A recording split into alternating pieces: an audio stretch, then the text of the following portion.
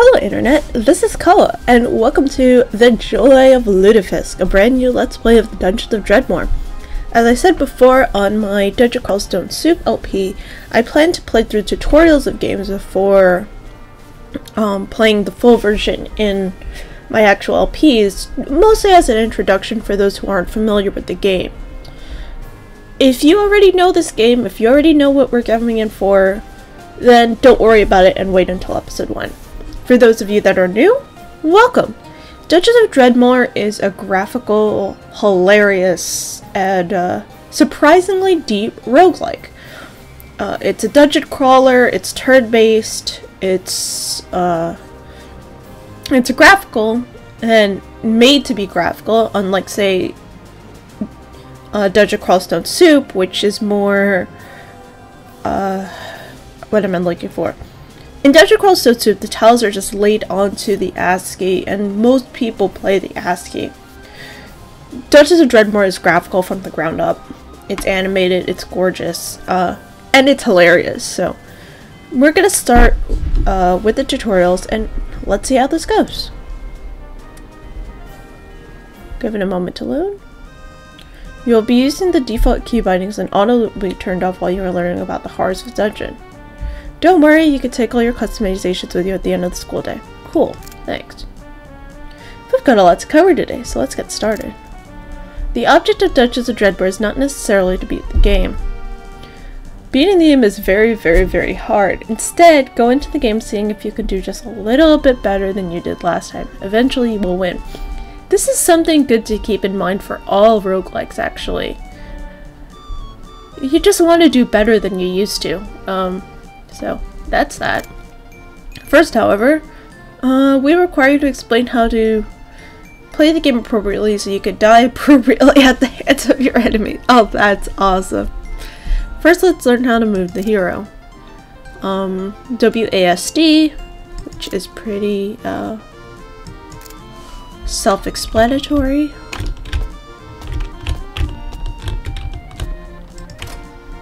The Dwarven Educational Grate has opened.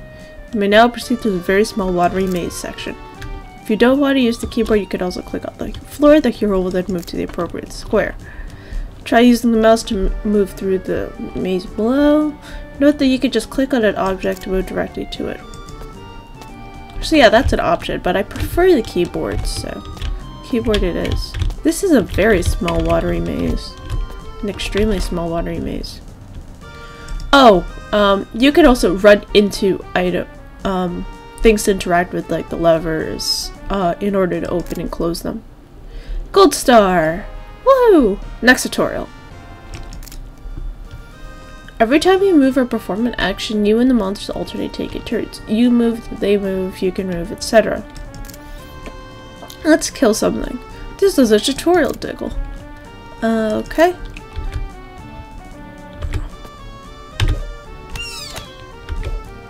So yeah, turn-based combat. Nothing too exciting. Well, you sure beat him to a bloody pulp. Congratulations. Yay. You must apply combat skills and magic. Okay. This level contains 4 mighty Diggle warriors. Look at them thirsting for your blood. If you simply charge in and try, you'll get slaughtered. You have access to a skill. Norwegian Axonado. Okay. In this case, you are a mighty axe wielder. You have a mighty Norwegian Axonado. Click on that to equip it. So, the way this... Okay, now we can kill some Diggles. So, the way this works is that your left click is always just your regular melee attack. Your right click can be something depending on what you put in this square. Right now it's the Norwegian Axonado. Move up to the Diggle, hold down right click to see the squares you can target, release to fire. Now go kill that Diggle. Okay, so this is an area effect that affects all of the 8 squares around us. Now we have to wait 13 turns in order to,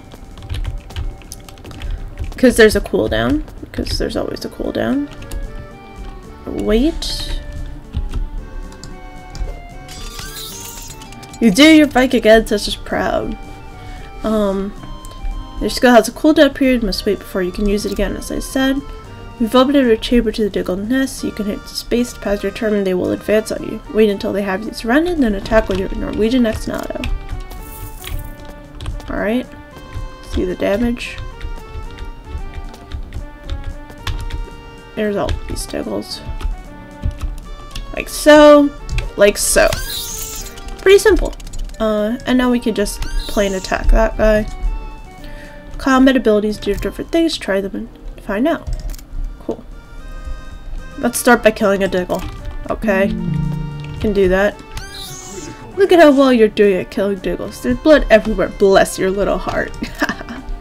You may have noticed your health is low.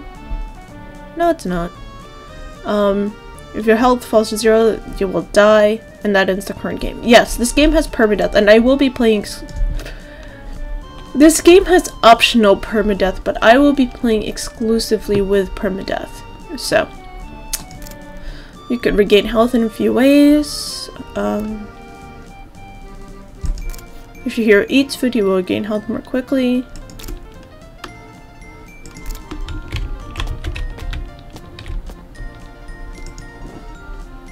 So we have a sandwich. We eat the sandwich. And as you see here on the side, you have eaten food and will regenerate HP. So every turn I would have been regenerating HP, except I didn't actually take any damage. But that's okay. Cool. Next tutorial. You never know what items will do. You're excited to learn by experimentation, death, and starting a new game. Open your inventory. This is your backpack. Apparently the hero in training has all sorts of wooden weaponry. Clicking the inventory button again will close it. You could also close by hitting the little gold X, which you cannot see right now. Because my screen is small. So that's the X they're talking about. This is a new feature and makes the field larger or smaller, which is pretty handy when dealing with all of the UI.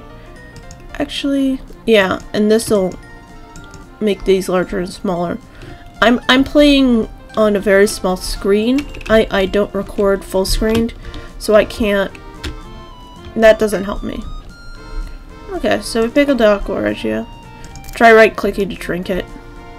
It'll do considerably more than rot your teeth if you drink it. This is probably not a good idea. Oh well. It told us to. The acid bursts through your body, propelling you from this world and onto the next tutorial. That's pretty hilarious. You may encounter a variety of weapons and armor. Many of these are better than what you start off with, and the key to success is upgrading whenever possible. Pick up the mace. I keep walking on items because I'm used to having auto loot on, so. Okay, let me not be distracted and actually tell you what the stuff is. So these are your 6 stats, primary attributes. And then you have this giant pile of things that are all connected from what these are and what your equipment is. Okay, run the mouse horn. You don't really need to know what everything does. Higher numbers are better. You want things to go up, not down. Equip the mace by pausing it appropriately.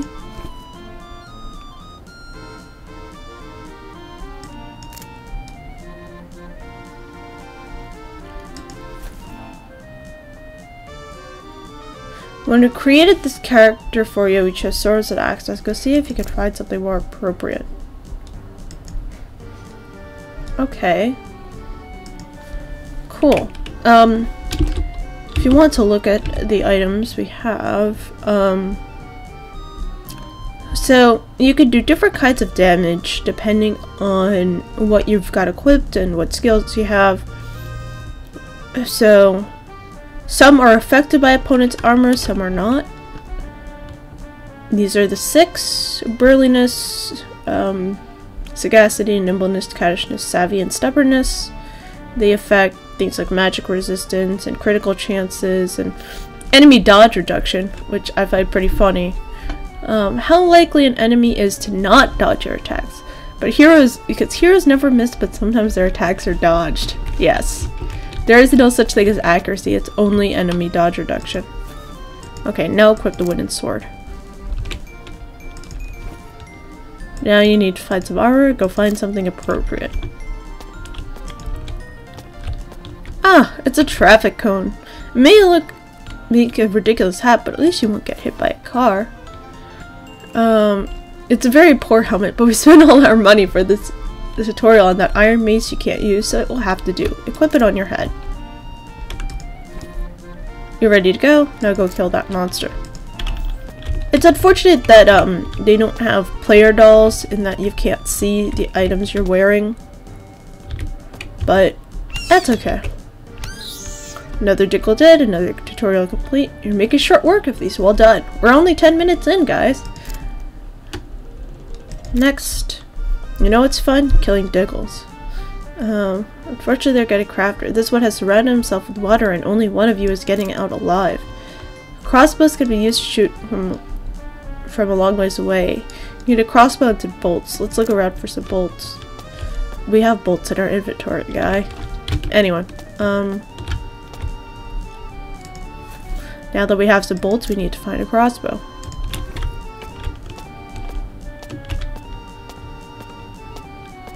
Aha! Crossbow. No. Let's put this crossbow somewhere. So there is a specific slot purely for crossbows, which is kind of handy in that you can always have a melee weapon and a ranged weapon. And there are no regular bows in this game or anything, it's purely crossbows. Partially for simplicity and partially because why not, you know? So let's kill that Diggle. So as you can see here, it says shift 1. So if I hit shift 1, I could have also right clicked on this, but it's now in that slot that we talked about before where right clicking will do what's ever here.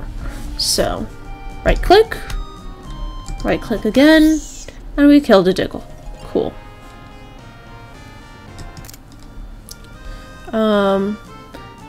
The Diggle has surrounded himself in a charming mode of love and we left our crossbow in the previous tutorial. Fortunately, we have explosives. Find the pile of bombs and put them on your belt. So this is your belt and this is your skill set.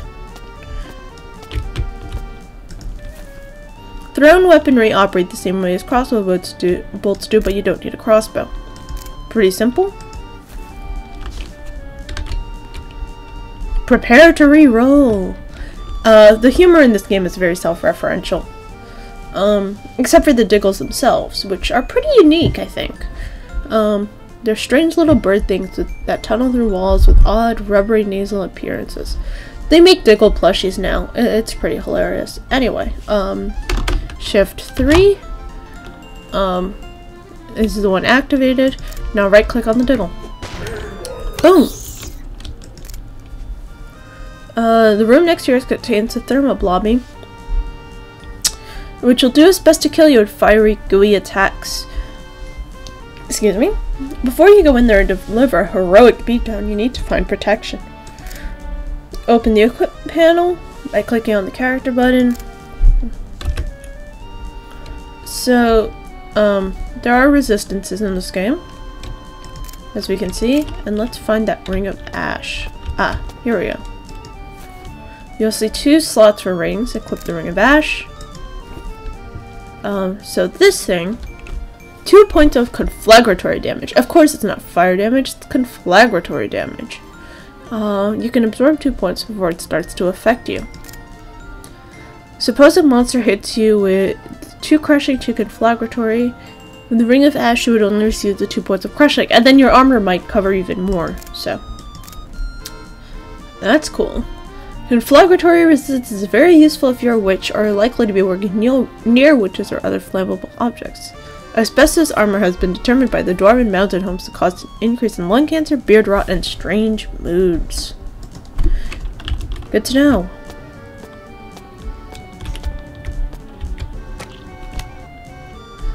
So attempts to do 2 crushing and 2 conflagratory.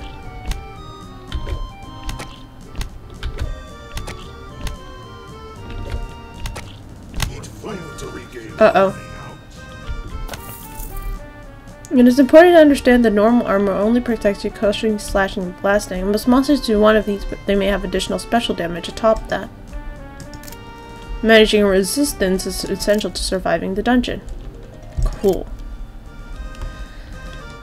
Potions. Magic liquids, sorcerer's fluids, wizard juices. Various potions do different things. Most potions are more useful than the Aqua Regia. Let's find that potion of invisibility. Okay. Place it in your belt.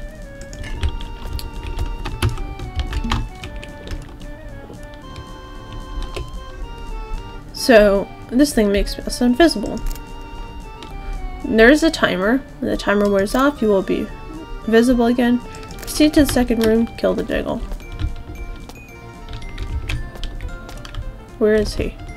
Uh-oh. Catch him unawares. Invisibility also wears off when you hit a monster. Proceed to the northern chamber where you'll find a second potion. The Voltaic potion imbues your body with electrical energies, granting you resistance to voltaic attacks and shocking your foes with deadly lightning. You can right-click to drink. You can also just use the shift keys as stated before. Proceed to the third room and kill the Electro Blobby.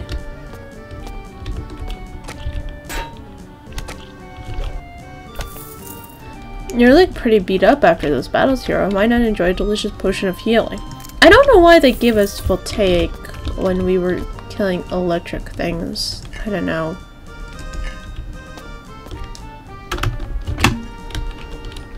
Tutorial complete.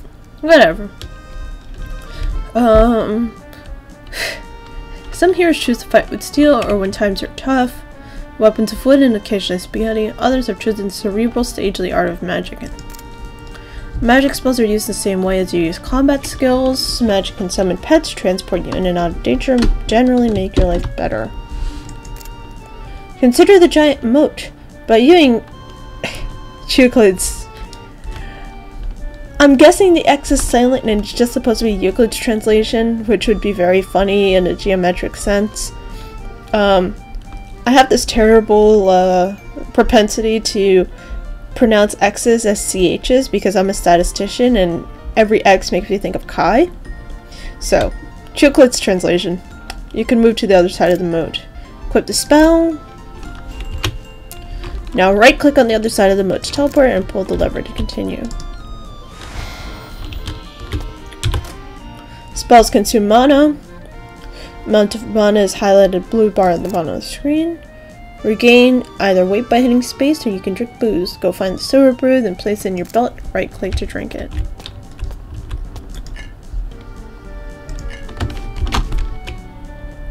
Oh, no.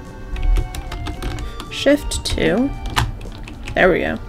Silver brew is that high quality form of alcohol. However, every turn that you have booze in your system, you will gain mana at a faster rate than you would normally. Fueled by booze item indicates how long you will remain refreshed. Next room contains a Diggle. As a wizard, you are weak and puny and would not survive a direct confrontation. Instead, blow him up with your magical powers. Equip Pyrokinesis. Now blow up that Diggle.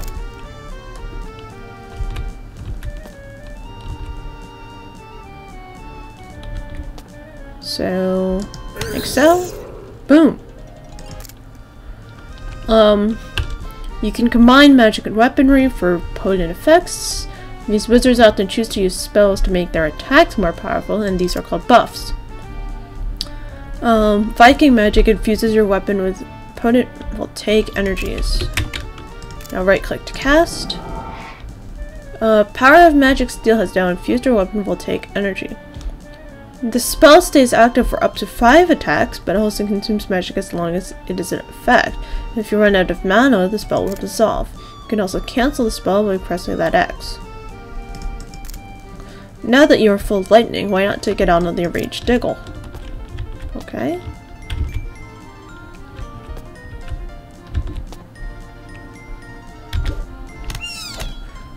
4 crushing and 2 voltaic. Very nice. Very good. So that's the tutorials. And that is the end of episode 0 of Dungeons of Dredmor, The Joy of Lutefisk. So thanks so much for watching, and next time we'll actually get started.